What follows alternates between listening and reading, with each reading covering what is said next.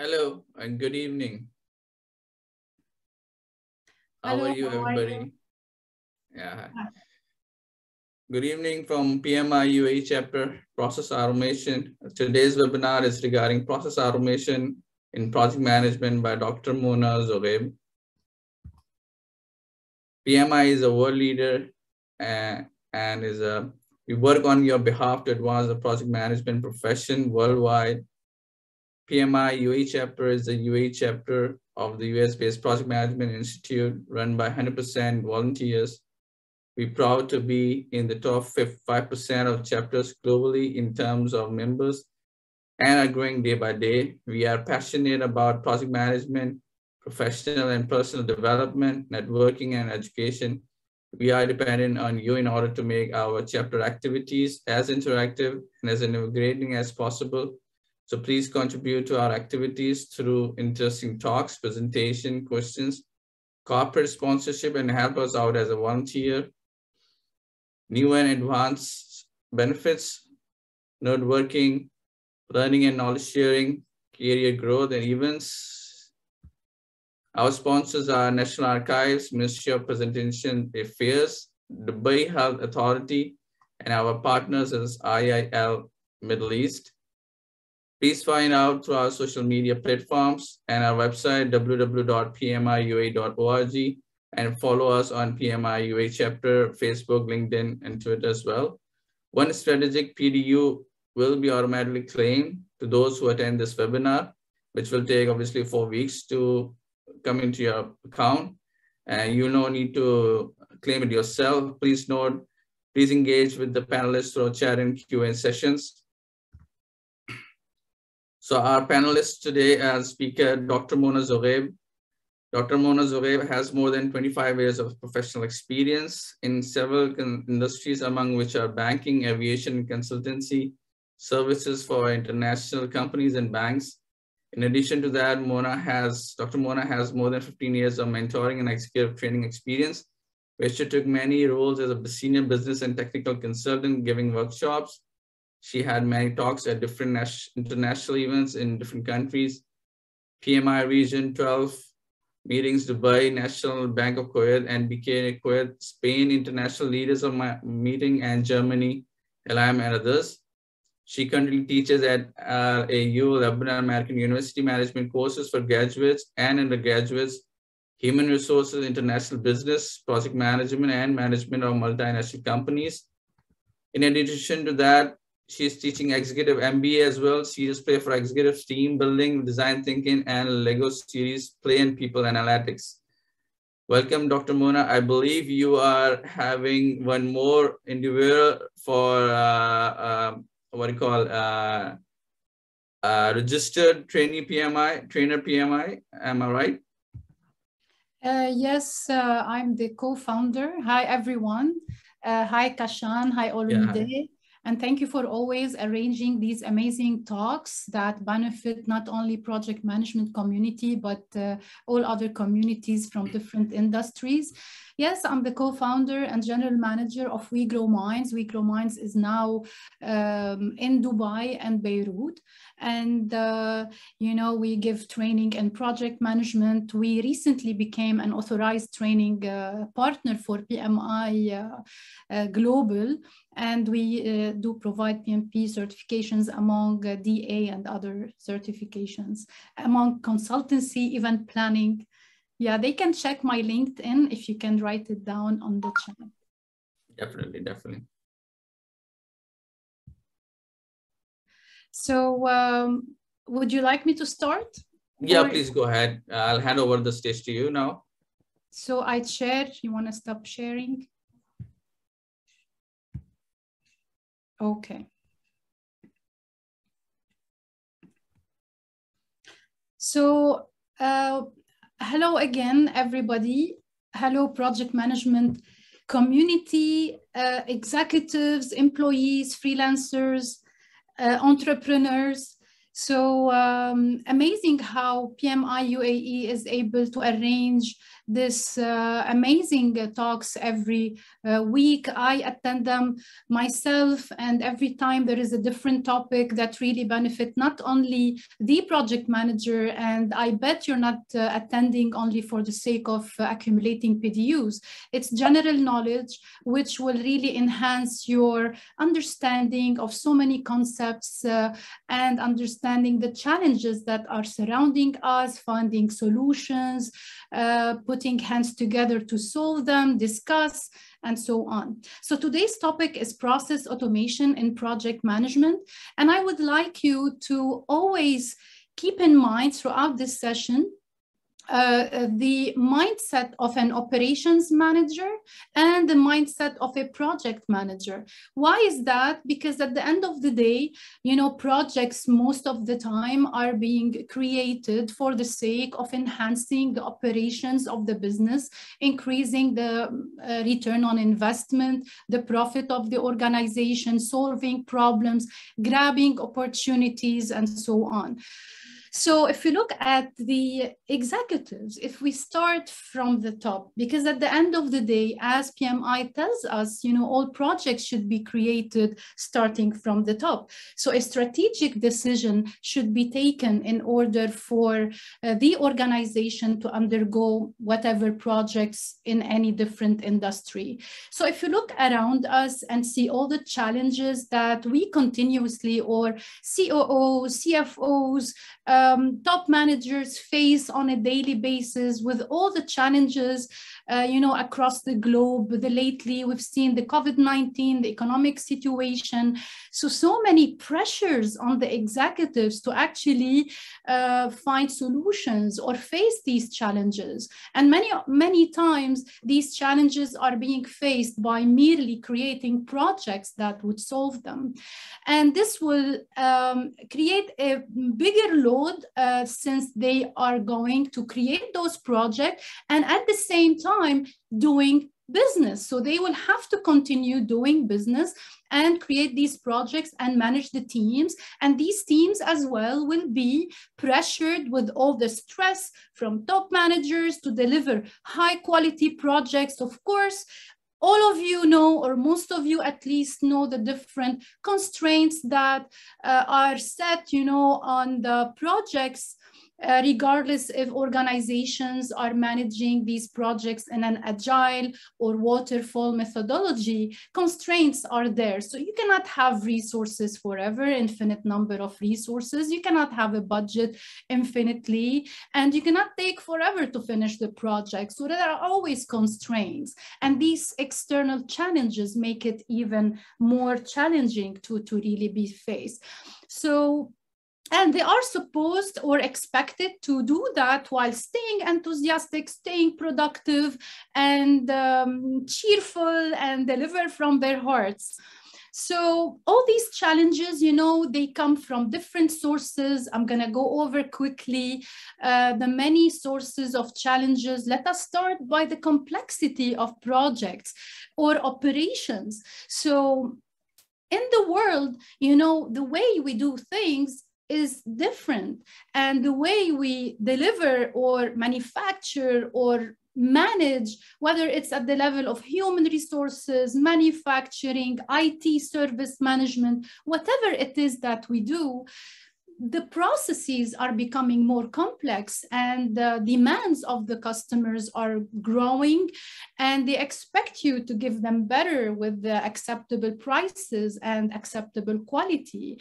So this complexity of all these processes that the executives and heads of departments face on a daily basis makes it challenging as well, and makes it stressful to really always look for solutions for these challenges.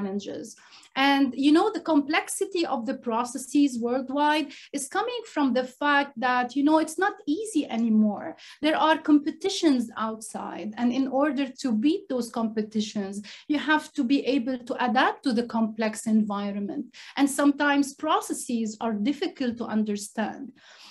So another challenge that we can talk about is we are living in a big data era. Everybody, you've been hearing this for the last at least 5 to 10 years. And if we look at how big data started, it started by companies sharing data with their customers. And then we started seeing the customer is sharing data, whether or generating data. So whether it's through social media, suggesting how they want their products to be, asking for more and more, and being interactive with the companies. And later on, you know, the last decade at least, machines are generating data. And if we see, you know, the sensors, the cameras on the streets, the forecast, the logs that we have, the blogs as well, there are AI blogs, artificial intelligence blogs, the geotags, every single call that we make, predictive maintenance, you know, that is being done by machines, you know, all this has created this, you know, humongous data. So we all know that big data is big in terms of volume, velocity, variety of data. People are sharing videos, photos, like, dislikes, preferences, and so on. And this will make it harder for organizations to try to understand what they can do with data. And they want to leverage on big data to create great projects so that they are able to at least grab these opportunities, you know, or even face these challenges by transforming them into opportunities that they can leverage from to enhance their services, products, and so on. So if you look at the digital transformation. So we've seen, you know, we always hear robotics, we always hear, you know, artificial intelligence, business intelligence, predictive analysis. So how can they jump on this wave? How organizations can really beat this competition by adapting to the environment around them? So we are facing with digital transformation, and this digital transformation requires from organizations to be agile in adapting to the environment surrounding them. Other challenges that we all know, that we all live every day, maybe with different levels, environmental conditions. You know, if we look at the pollutions around us, if you look at the electricity, if you look at poverty, deforestation, if you look at the, you know, so many challenges that we face at the level of the environment, these as well are challenges that executives are facing in different industries at different levels, and many organizations are trying to embark on the corporate social responsibility, CSR, and creating projects in this regard. So can you imagine the many, many projects that can be created only by looking around us and looking at the so many challenges? As I said, Kamin, a while ago about the COVID-19, how many organizations, they turn this challenge into opportunities. Look at each and every challenge, you know, as either an opportunity that can be transformed, and look at each challenge or opportunity as a project that can be created so that they can face them and turn, you know, the organization from an organization that maybe was about to be bankrupt, you know, to an organization that is a leader in what they do. And if we look at the other challenge that many organizations overlook, which is the lack of the needed skills. And this is because, you know, we have our education system worldwide is trying hard to adapt to the needed skills in the market. So there is a gap between what we are teaching our graduates, what they are learning at the educational institutions and training centers, and even the way they are being taught, and what is required from them at the level of the workplace. So if we look at the statistics, 85 million jobs may be displaced by a shift in the division of labor between humans and machines. And yes, if you ask me, are humans going to be replaced by machines? Yes, easily. Because if you are irrelevant, which is what we're doing today. We're trying to make every one of you always relevant, always up to date with the needed skills, needed knowledge. You know, it's going to be a problem for organizations to have people for these projects, for this digital transformation, to keep up with the technological advancements. So as well, this bridging the gap, you know, is something that is not easy, and organizations are trying to struggle to face it. So whenever you see this, it's a question, and the first one to answer by the raise of hand, and I think Olumide is gonna try to open the mic or maybe put in the Q&A the answer for this. Do you think achieving more with less here, we're talking about less resources, loading the resources, is a good strategy, yes or no, and why? So Olumide, are you gonna actually open the mic? We have 115 participants, and we have Hafiz Muhammad. Would you like to open the mic? Is he, Olumide, able to open the mic, or would you like them to write the answers on the chat or Q&A? Hafiz, you can see your answer. Let me, in the Q&A.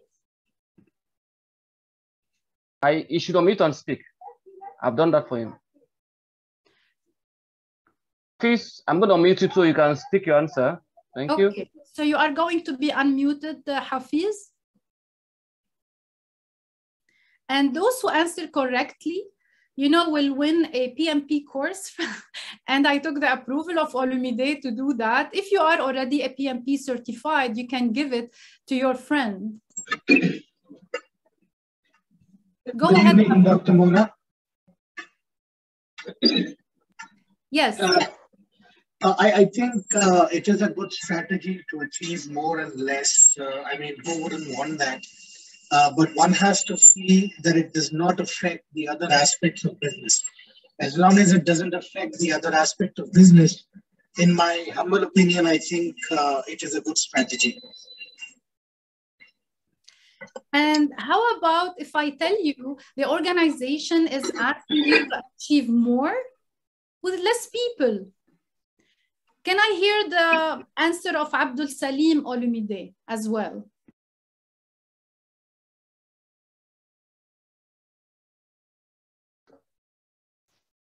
Hello, Dr. Mona. Hello. Yeah, if it's not a good strategy, according to me. If it's a less take in terms of information, in terms of the resource, in terms of the timeline, in terms of the cost, if it's a less, then always there is a tendency that to cover it up by cut shorting it, or using cut shorting the value or quality of it. So that's what my view on it. Thank you. So Abdul Salim, I as well want to ask you. So by less here, let me clarify it further.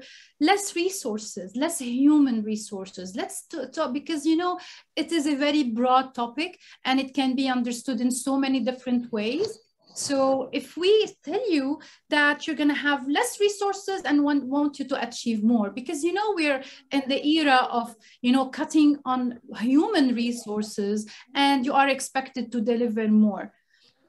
But if it's a human resources less, then at the same time, you will be using machines for that. So the number of resources required is again equivalent, but it may be in different means. Either it's a human or it will be a machine. That's what my thought on it. Thank you, Abdul Salim. I want to hear the last one, Nasser Salam, and I will pick the best answer. Go ahead, Nasser.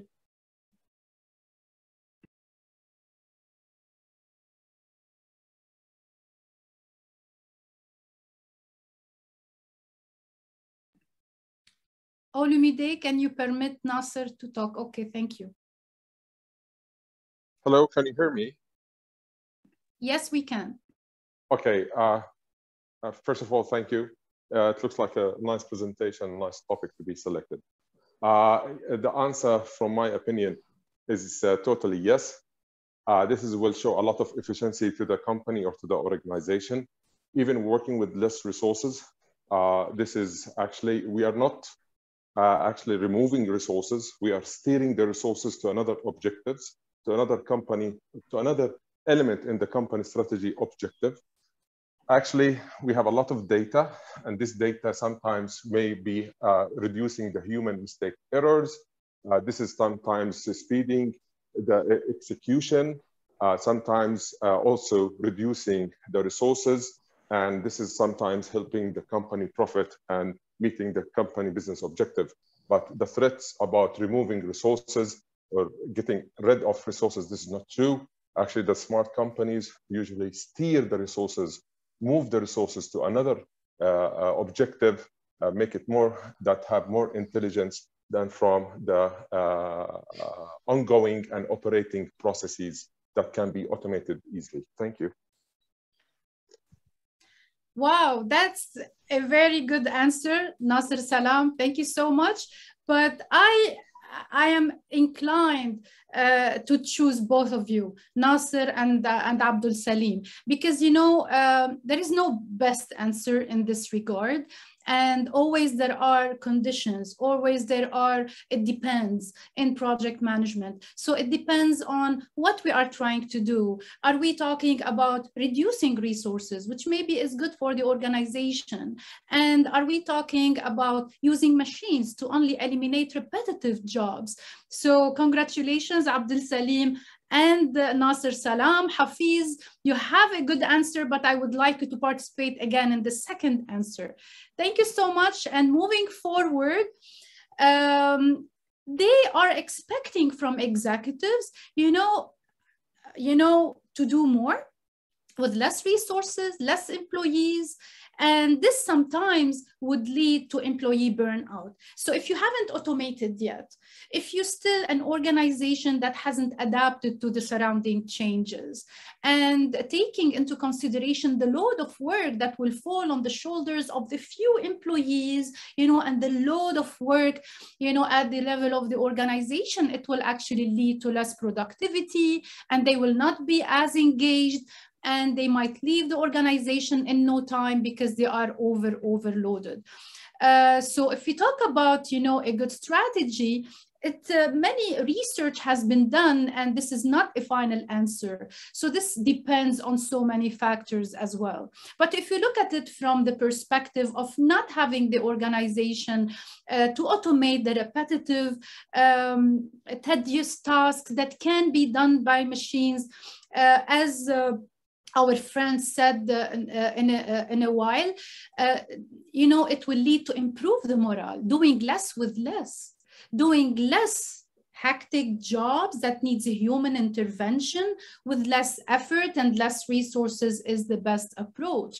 But in order to have that, in order to achieve this, you really need to become, as an organization, agile enough so that you embark on the journey of identifying your processes, what can be automated, what cannot be automated and requires human intervention, and then decide. We will see that by the end of the presentation. So whenever you have people that are relaxed, not overloaded, they have a work-life balance, that will improve their morale, will have higher morale, they will have a sense of purpose, you know, even they will be more engaged, increased capacity per employee, and of course it will increase, eventually directly have an impact on the overall organizational performance and overall productivity and profit.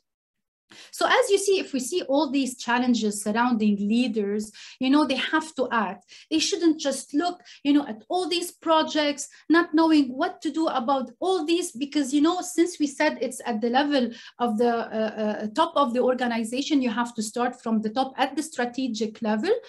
And then you think of what are these projects that should be aligned with the strategy. So many organizations really need to rethink the way they do things.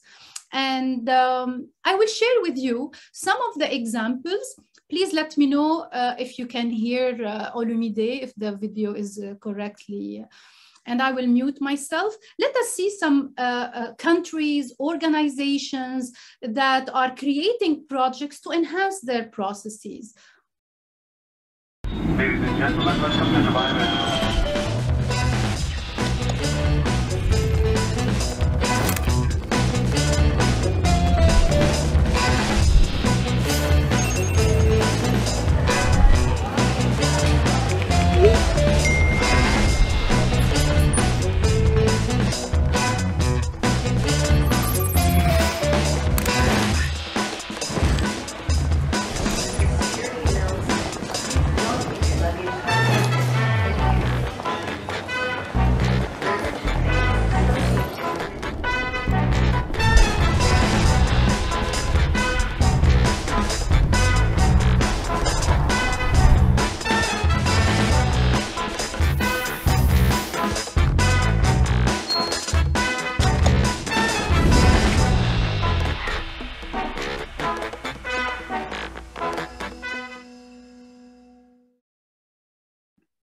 Okay, now I would like you to write on the chat, what did you notice in this process automation? What is the first thing that comes to your mind when we're talking about process automation? So this is in regard to operations management, enhancing the operations. Okay, more organized. Thank you, Sami. Information and data, of course, we really need that. We are in the big data era. AI, excellent. Speed, efficiency, excellent. I see, I'm trying to read the name. Internet of Things, IoT, and I like Didzai, no matter Mangomi, that wrote about efficiency, lean management, accuracy, seamless processes, amazing answers, actually, less human interaction. Many entities need to collaborate in order to make that happen as well. Again, we see less human intervention, contactless, which is aligned with the COVID-19 and all the restrictions. And of course, efficiency and effectiveness. Amazing, Kanayiridiam, I think, amazing. Okay, so I'll stop here. Simplicity, cost saving, which is amazing. So if we look at the process automation in terms of businesses, and we look at project management, there are projects behind these automations, right? And in a while, we're gonna jump in to see as well, not only how we can enhance the processes of organizations, of operations, and whatever they do to make it better for the customer and to increase the profit and so on, but how can we make the automation at the level of the project as efficient as those processes?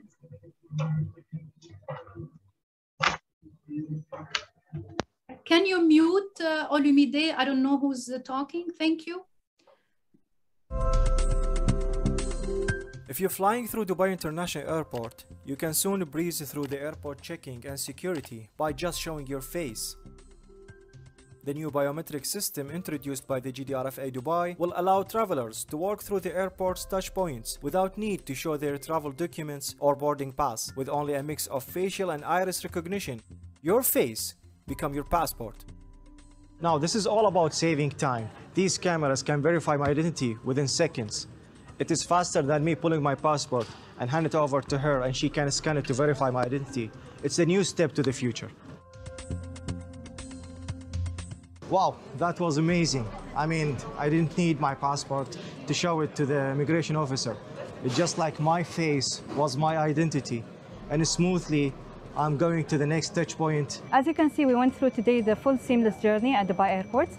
Any passenger having the registration, once he comes to the check-in, he will be eligible to use the SmartGate Smart Tunnel. So once he comes to the check-in, they will take the facial biometrics, and then he will pass to the second point, which is the immigration. At the immigration, once he gets the boarding pass with the Smart Tunnel or SmartGate, he can use the service at immigration through the biometrics, and the final destination, which is the boarding, as you can see behind me.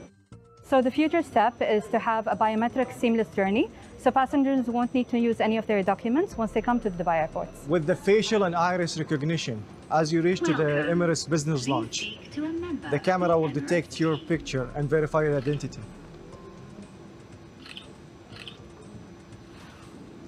It's that smooth.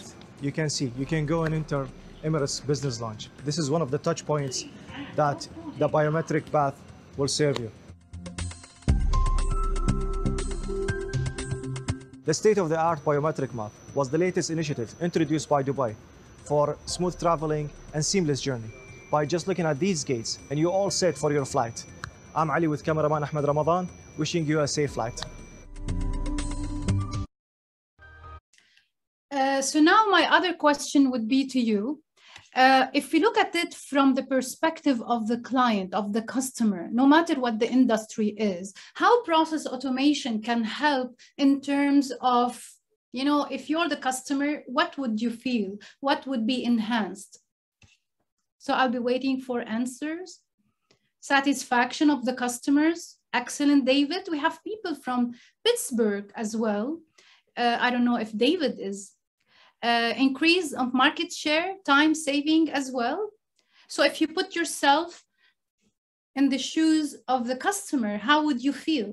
How would process automation will lead to changing the mindset of the customer? Relaxed, excellent, easy process, getting out from culture barrier, efficiency, trust. Excellent, Sami. So they will actually trust the company, they will be happy, and they will want to, you know, satisfactory customer, they will want to deal with you in terms of customer, you know, engagement, buying from your services, your products, changing your mindset about how this company or country operate hassle-free. Excellent. So let's move to the last one, related to the renewable energy project.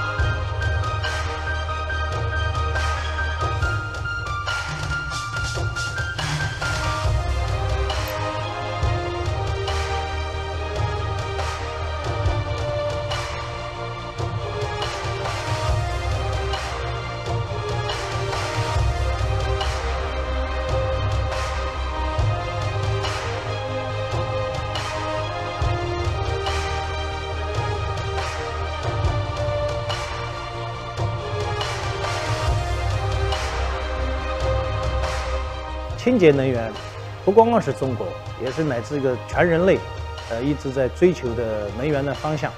为了我们的环境，我们愿意跟旭富一起携手，致力于该行业液压以及系统的研发跟创新。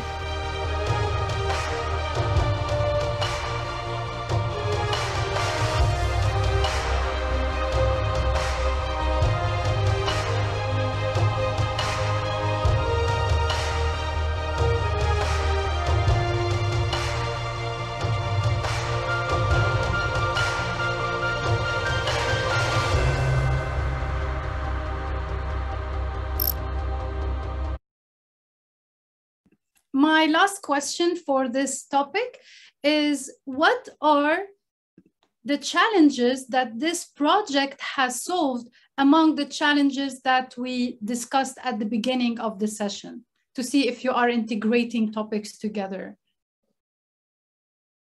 So facing which challenge that we talked about? Okay, Nidal.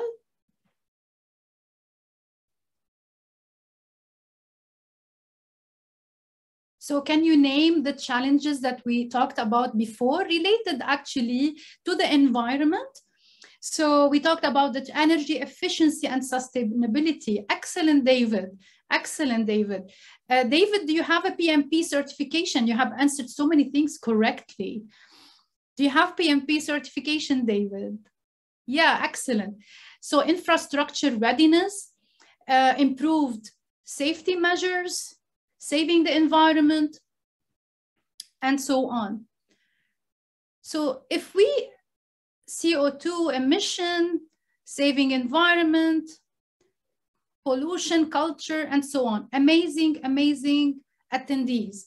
So if you took if we look at the project versus operations, I'm very sure that many of you know the difference, but trust me, nowadays, even if we want to build, let's say, a project management office, many organizations, when they try to start consolidating all their projects, they have difficulty differentiating between the work that they do at the level of operations versus the projects that they're gonna create. So if we quickly look at this, so a project is temporary. It has a start, it has an end, and maybe after it's done, it can be delivered to the operations to have like an ongoing routine and repetitive work and so on. It has to be unique, some element of innovation, terminated once you finished all the objectives and achieved them and the stakeholders have signed their approval on the deliverables, you know, we can consider that the project has been terminated. But many of the projects can be added or can be integrated within the company operations or create a certain entity within the organization and so on. So we cannot actually separate projects from operations. One has the impact on the others. And if you look at the PMBOK Guide latest edition, we can see that we have a work to do, a mission to do before even starting the project. So we have to really identify the high-level objectives, engage senior leaders, create a business case, get an approval on it, and then start with a project. And here comes the project management processes that we're looking at and highlighting on in this session. So how can we automate these processes like we have automated, at the level of the operations and so on, which is of course an outcome of a project itself. So actually it's an ongoing cycle between creating projects to enhance operations, and then you see how we can make it better and create other projects or phases of a project. And what is required from project managers in order to find ways to facilitate the load on the team members? So whether we're talking about project management team or project teams or different stakeholders or different approvals, how can we actually make them more relaxed, more at ease, more productive, have the time to think more strategically, not do some repetitive work that machines can do. So this is what we're trying to focus on. So many tools have been created in order to do that. And we should always think about automation as the last thing we should do, because there is a saying that if you don't enhance your processes, like creating your as-is process and see how you can make it better, and then create a to-be process, and understand what's going on, your automation will only work if you do that. But if you don't do this exercise, if you have your processes that are not studied well, not well defined, and they have even some glitches in these processes, even if they are manual, automation will make you hit the wall faster. So automation is not always the solution, or at least, you have to do some prerequisites before that. If you look at this graphical representation, it can be done for the processes and for the projects. So for example, here we can see swim lanes. So on the left, if we have more time, I will go to a tool that we all can use. It's called Lucid Chart. It's just a tool. We're not marketing this tool. You can use Visio, you can use Draw.io, you can use any process management tool, so that you can try to identify what are the processes you're trying to automate, which is the first step towards process automation and process re-engineering. So the best thing to do, because many projects, especially in the UAE, are being done by having teams working from different parts of the world, and they have different backgrounds, different cultures, a different level of skills. And in order to understand the same language, you have to try to draw your processes in a standard and international way, like using BPM and business process management notation. So for example, a diamond over here is a condition. It routes your answer either a yes or a no. And this is a task. And you can have a database annotation. And mind you that if we want to use any tool like Lucidchart or Visio or any other tool, you can see so many icons that are not only for processes, for drawing processes. Engineers can use it. So the powerful thing about these tools is that electrical engineers, mechanical, computer, even those who are in the landscaping, the power of this tool is to have all these icons, and all these icons are based on international standards. Let's say the database that is drawn in a shape of a database, everybody, whether from China, from the US, from UAE or Lebanon, they will understand that this is the shape of a database. And in that way, when you draw processes in a way that everybody can understand, it will actually make everyone who is collaborating on generating the as-is process and to be processed to speak the same language. So training in this regard is very important. And why we're drawing processes, why we're talking about it? Because if you want to change things to the best, to the better thing, you have to visualize it. So this is a graphical representation for seeing the steps to be done, at the level of projects. And as I said, you can use it the same way if you want to enhance your HR processes or IT service management processes. And you can use it for project management processes. What are the steps that you would like as a PMO, as an organization, as a project manager, your team to follow in order to achieve a certain milestone or in order to have a certain approval, for example. And what do these swim lanes represent? They represent the role, the actors in this process. So for example, you can have, let's say, project manager as one of the actors with everything that they do as the role of the project manager. So you have to look at it from the perspective of who is doing what. So whenever I look at this process, I know that the customer is doing this, the project manager is doing that, the stakeholder is approving on this, the committee is doing that. And mind you that the actors can be a person, can be a committee, a group of people, can be a department, and can be an information system. So imagine all this totality or the consolidation of all the processes and sub-processes. Because if we have complex processes, actually, you cannot view them in the same view. So maybe sometimes you're doing something that is not so important for the process you're trying to change or identify. So you write it as a sub-process. And this sub-process, you can identify it and elaborate it, and it can be a whole process by itself.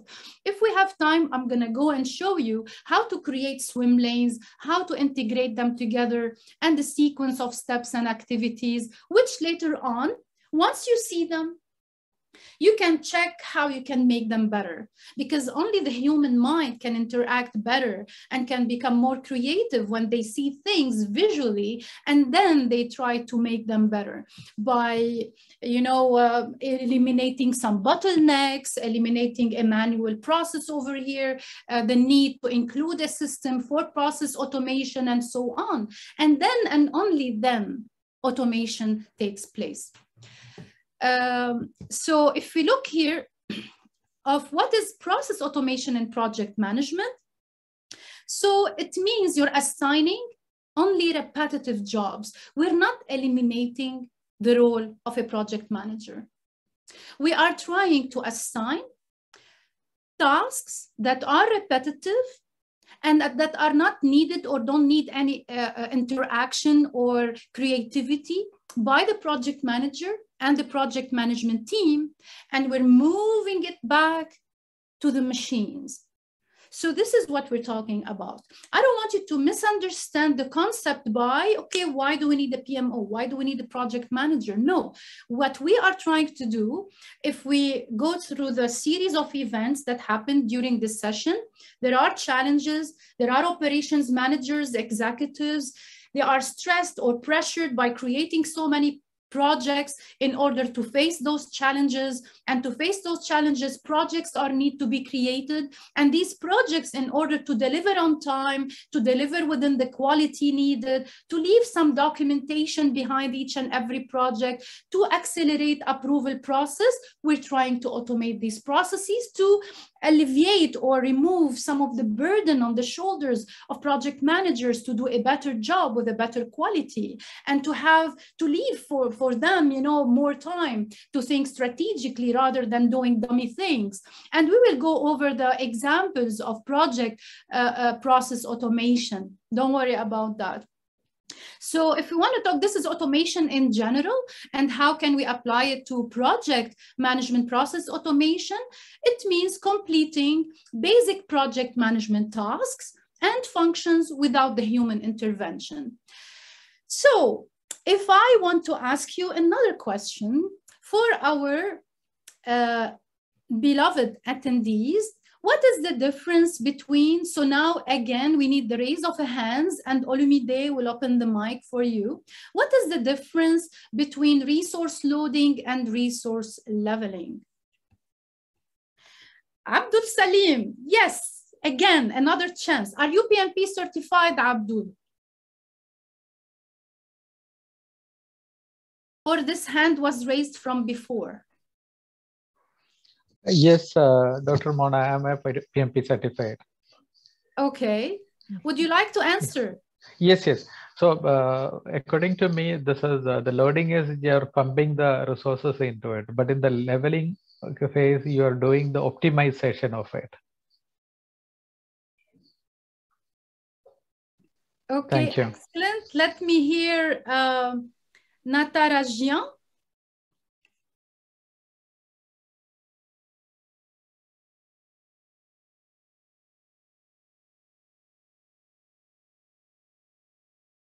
Okay, you can unmute yourself, Natarajian.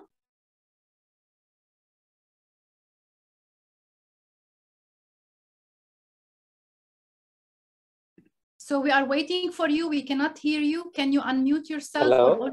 Yes, we can Hi, hear how you. are you? Yeah, without affecting the critical path, we can level the resources. This is what the resource. And what about resource loading and the difference between this and resource leveling? It's more of engagement. Leveling is it's more of assigning the task without affecting the critical activities, something like. Thank you. Let me take Hadi Arawi, who happens to be my husband. I'm not gonna let you win anyway. Go ahead, Hadi.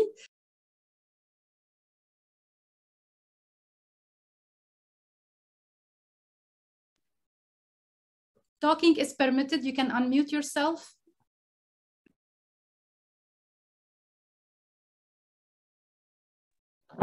Can you hear me? Yes, now we can. I think resource loading is mainly emphasizing on the number of resources that work on the project, mainly the capacity of resources, whereas leveling is related to managing the time and the budget, something related to timing and budget. Excellent answer, but you're not gonna win because there is a conflict of interest. You know, Hadi. I'll take Muhammad Rizwan. Thank you, Hadi. Muhammad Raziuddin Rizwan. Can you talk? Please, Olumide, can you give him the mic and permission to talk? Muhammad Rizwan.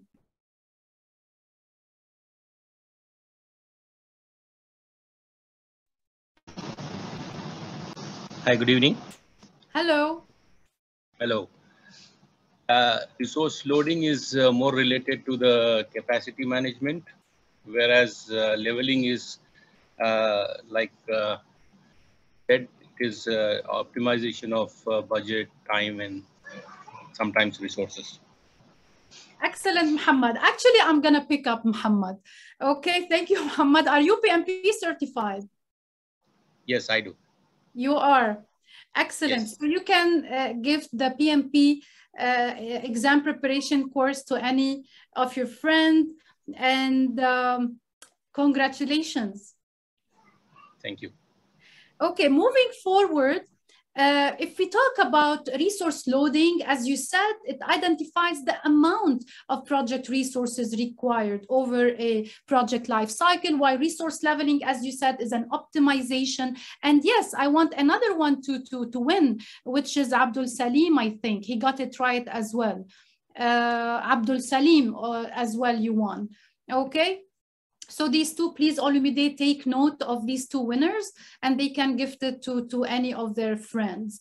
And adjusting the start date, finish date of different activities to balance demand of resources versus availability of supply. And this is why we're asking this question, because this is one of the things that process automation in project management can actually achieve. So automatically monitor resource loads. And the system, what can it do? It can alert you when an employee is overloaded. So without it, maybe a project manager has to go manually. They review the resource loading of every employee across every day to find out if they are overloaded, at which times, and so on. On another note, between brackets, that there are so many softwares like Microsoft Project Professional and any other like Project Plan 365, any other tools can actually do auto resource leveling as well. They can level either automatically for the whole project or a specific set of activities. Other examples that can be automated, let's say a change in the critical path. This can be automated. A missed deadline or a delivery of a certain milestone. This as well can be automated. A project delay, an overall project delay, so you can do preset forecasting and so on. A reminder for a project manager or a project team, depending on which activities they are doing, to upload, for example, certain documentation that are mandatory for that specific phase within this project. For example, if you're in the planning phase and you started working on risk management and you wanted to skip to the next step, they will not allow you until you upload a risk register, for example. In that way, you make sure that all project documentation is being uploaded properly for the quality of project. Other examples can be creation of new projects and tasks. A project can be automated, and approval level can be automated as well, sending any kind of reminders, any kind of notification to the project managers, to the stakeholder to do their job, maybe approve a collection of requirement document, and so on.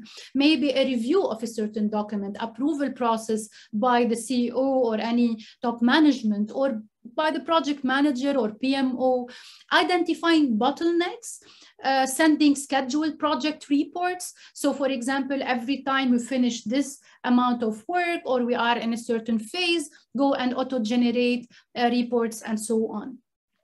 If you want to talk about the benefits of project management process automation, of course, like the business process automation, how it increased the productivity of operations people within a certain department, whatever that is, the same way it will increase the productivity of the team and the project manager by focusing on the tasks that matter.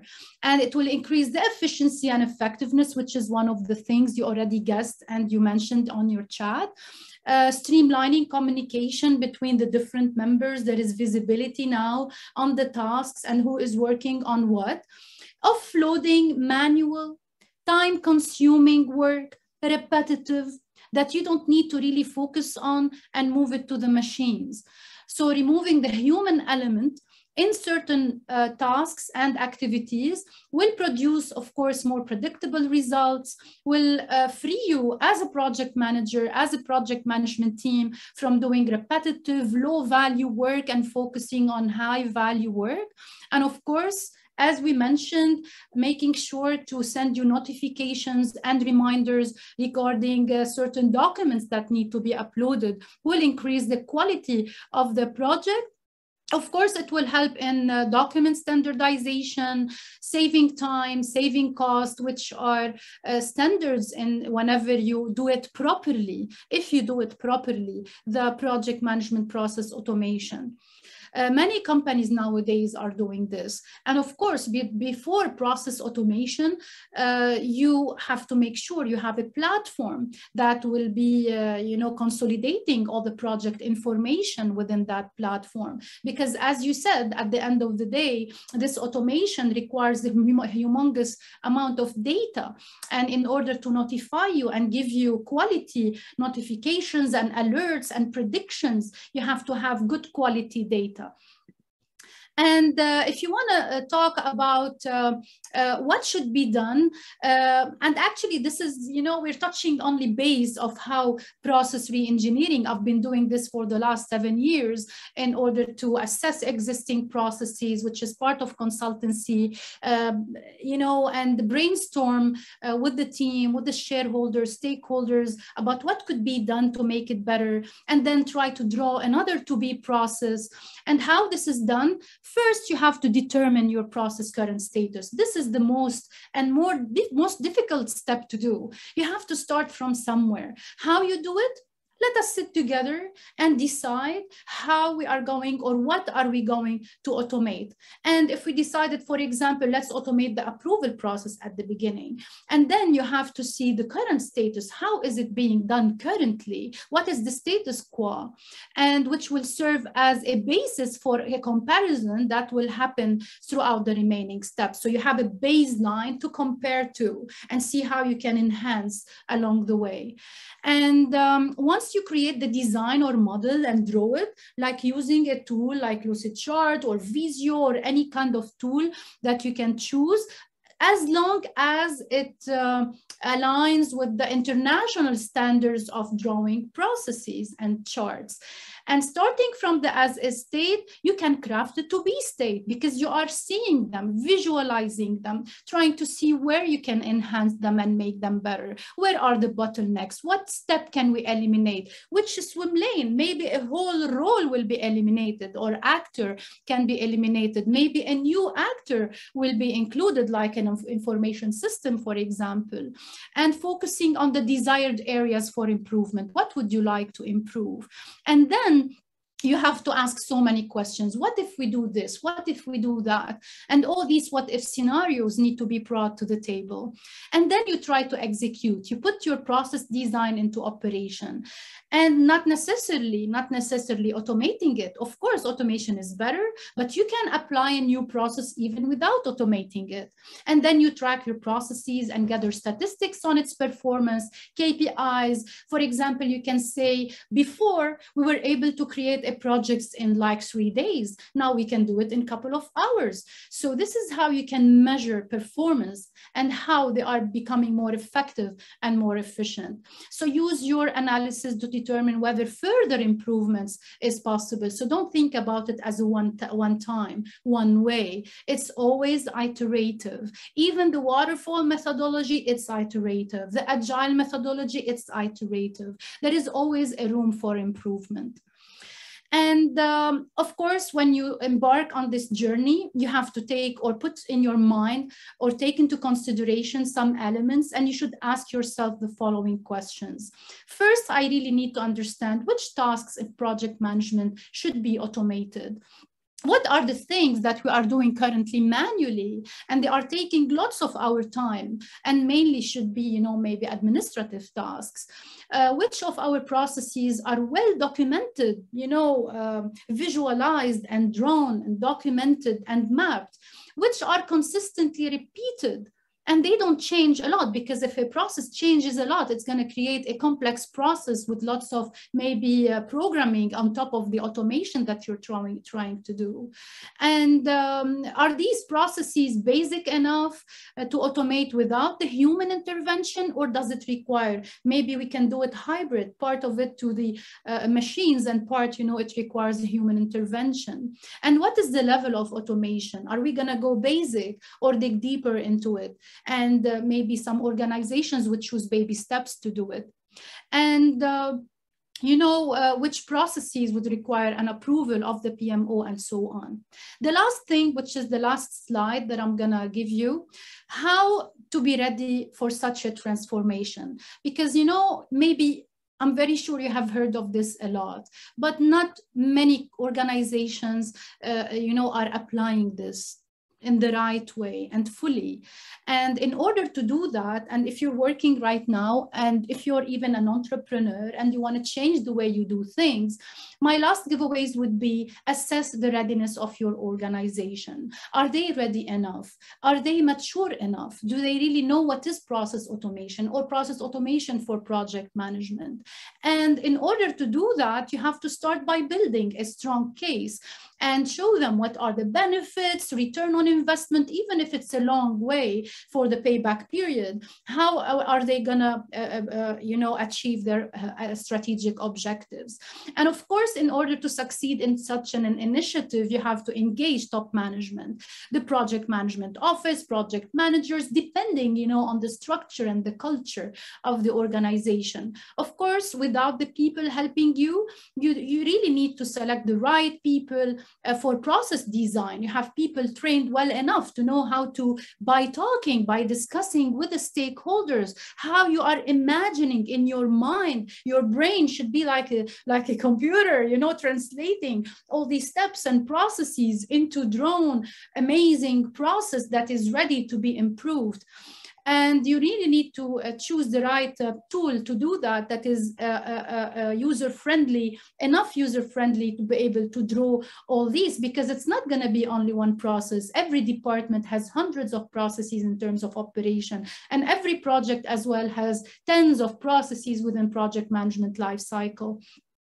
And you have to plan it as a project by itself. So automating project management processes has to be done as a project by itself, by measuring the KPIs, by doing a prototype, getting the approval, brainstorming, ideation, prototyping, and testing, which is the most important thing. Keep testing. And then, you have to as well be convinced that, automation by itself is not the end result, is not the objective. It's a tool that would help you as a project manager and the project management team to achieve better results. Thank you so much. Now it's 7. See, this is a DNA project manager following the time. Okay, so I'm very sure Olumide is happy now, and leaving the floor for your questions.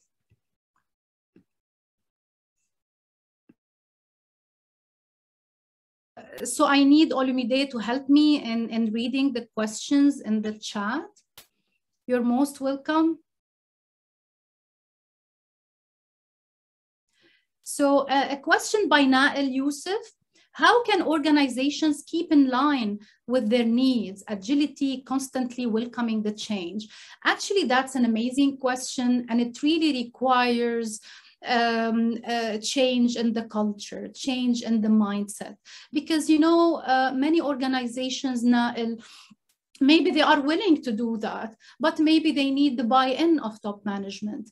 And how they can do that? By making it part of their culture, by actually training themselves and their teams on change, accepting change. And this by itself requires agility, requires change in the mindset and culture from the top, starting from the top down to each and every member in the organization, having an open door policy, accepting new ideas, new innovations, so that they can embark on any changes and accept any ideas in this regard. I don't know if I answered your question, Nael. Feel free to ask again. Thank you so much, Jacinta or Jacinta. Thank you so much. Can you suggest any useful project management tool for project automation?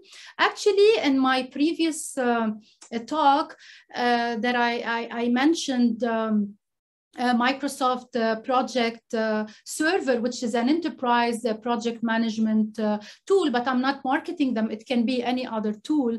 Actually, the tool doesn't matter. You can test the tool and check if it's feasible. I used at that time, when I was the head of PMO at Middle East Airlines, I used 5 different tools, but they are seamlessly integrated because they were Microsoft products. So I used Microsoft Enterprise Project project management tool, Project Server, on top of SharePoint.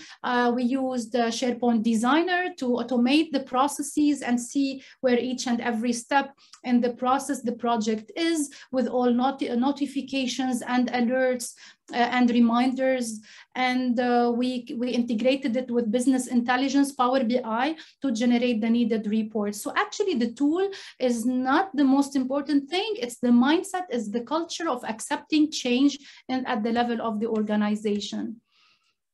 Muhammad Imran Jamil, hello. So process automation also creates fear within the employees as well. How can we cater this? Excellent question.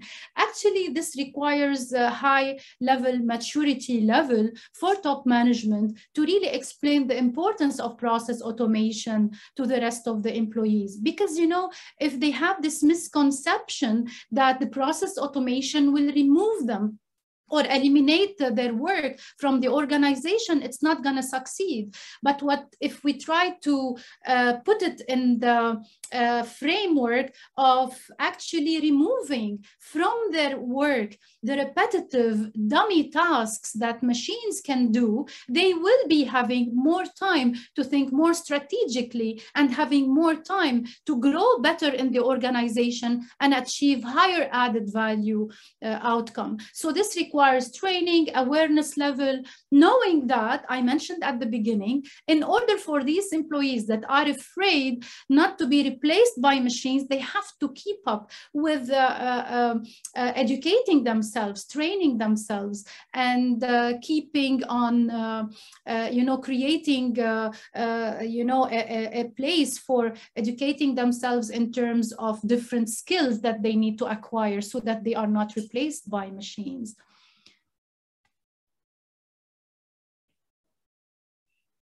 Blockchain technology is slowly coming. This is Saad-Eddin Sayed. So blockchain technology is slowly coming into all the industries. How can project managers keep themselves up to date with this disruptive technology?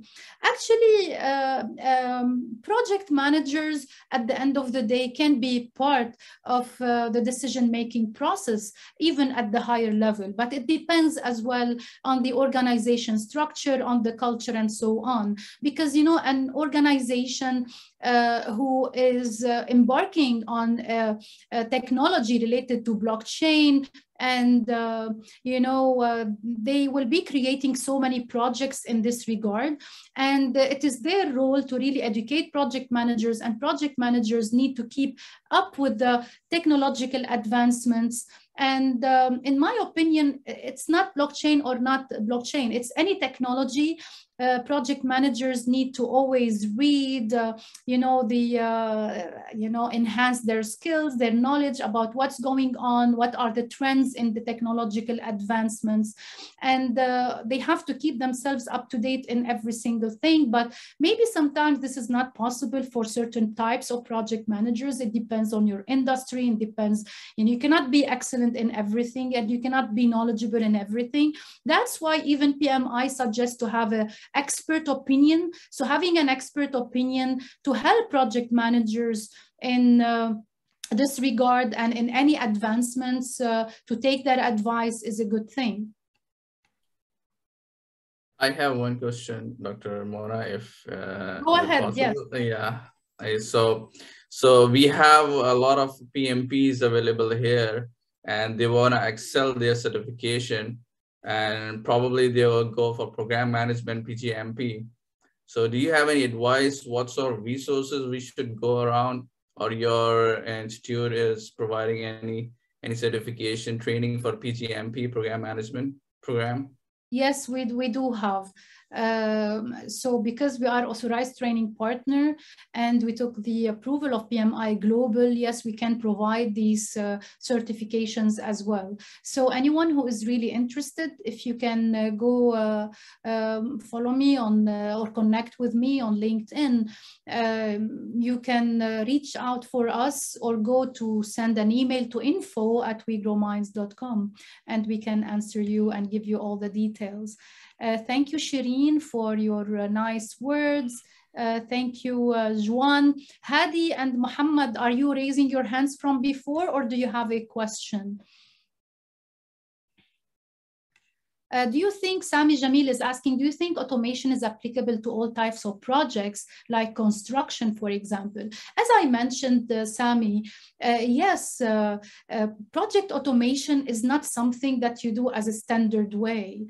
Of course, there are common things, you know, in project management, like maybe approving a business case or seeing if this project is feasible or creating a risk register. So every type of projects, they will have to handle risks or handle resources and so on. But at the end of the day, your role as a project manager is to customize and to decide which parts, like we mentioned at the end, the considerations that you really need to take. You know, you have to ask yourself questions: what do we really need to automate, and what are the benefits out of this automation? And yes, you can think about so many tasks. You know, even construction projects, that they should leave documentation behind. They should send the alerts and notifications for the project management office or to the team members.